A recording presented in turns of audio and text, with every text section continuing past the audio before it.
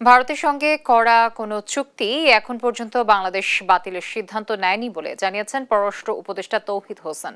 তবে দেশটির স্থলবন্দর দিয়ে পণ্য আমদানি নিষেধাজ্ঞার বিষয়ে দিল্লিকে চিঠি পাঠানো হয়েছে বলে জানান তিনি।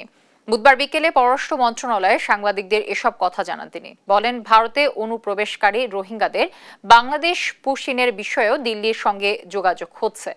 পররাষ্ট্র সচিব জসিম উদ্দিনকে অপসারণের বিষয়ে উপদেষ্টা বলেন, জসিম উদ্দিন নিজেই দায়িত্ব থেকে সরে যেতে চান, তাকে অপসারণ করা হচ্ছে না। আগামী 2-1 দিনের মধ্যেই নতুন কেউ তার স্থলাভিষিক্ত হবেন বলে জানান তিনি।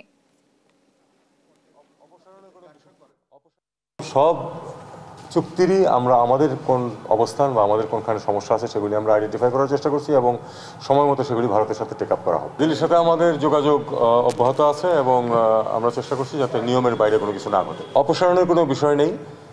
পররাষ্ট্র সচিব বিভিন্ন কারণে নিজে থেকে এখান থেকে সরে যেতে চান এবং আমরা তাকে সরে যেতে দিচ্ছি।